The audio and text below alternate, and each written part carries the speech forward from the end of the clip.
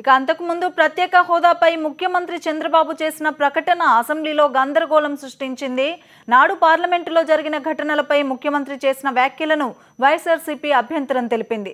ముఖ్యమంత్రి వ్యాఖ్యలపై వివరణ ఇచ్చుకునే అవకాశం తమకు కల్పించాలని డిమాండ్ చేసింది.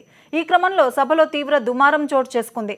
మాట్లాడేందుకు తమకు అవకాశం కల్పించాలని వైఎస్ఆర్ కాంగ్రెస్ పార్టీ ఎమ్మెల్యేలు డిమాండ్ చేశారు. అయితే మాట్లాడే అవకాశం మాత్రం వారికి రాలేదు.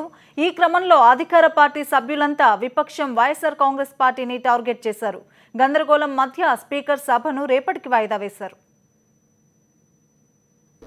నో కాన్ఫిడెన్స్ కూడా పార్లమెంట్లో పెట్టారు. నో కాన్ఫిడెన్స్ పెట్టినప్పుడు అన్ని పార్టీలు పెట్టి దీన్ని స్టాల్ చేయడం కోసం ఆంధ్రప్రదేశ్ మెంబర్స్ అంతా కూడా ఎప్పటికప్పుడు పోరాడారు.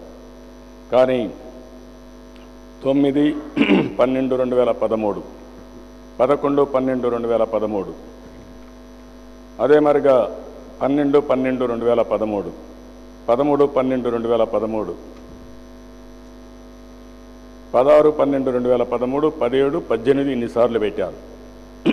కానీ లాస్ట్ మూమెంట్లో మాత్రం వైఎస్ఆర్ కాంగ్రెస్ పార్టీకి సంబంధించిన జగన్మోహన్ రెడ్డి గారు, రాజమోహన్ రెడ్డి గారు విత్డ్రా చేసుకున్నారు.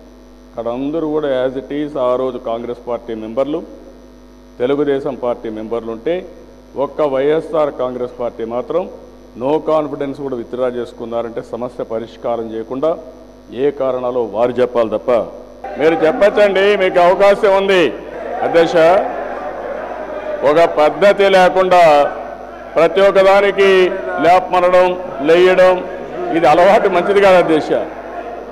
నేను ఉండే స్టేట్మెంట్ చెప్పాను, మీరు చెప్పుకోండి, తర్వాత చెప్పుకోండి. నేను ఇంకా అటాక్ చేయలేదు, ఇంకా నేను రాజకీయంగా మిమ్మల్ని విమర్శించలేదు.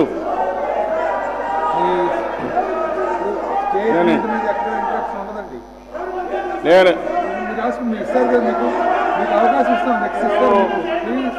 ఈ స్టేట్మెంట్ మీకు పార్లమెంట్లో కానీ మీరు ఇవ్వకపోయి ఉంటే, మీరు ఇచ్చుంటే మీరు రాజకీయాల్లో ఉండడానికి కూడా అర్హత లేదు. ఆ విషయం మీరు గుర్తుపెట్టుకోండి. పార్లమెంట్లో ఉండేది నేను చదివినిపించాను. మీరు దానిపైన కూడా ఉలిక్కి పెడితే ఎట్లా? అబద్ధాలు చెప్పడం, నోరు తెరిస్తే ఎవరికి అలవాటు? మీకు అలవాటు, అవి మాకు కాదు, మా పార్టీకి కాదు.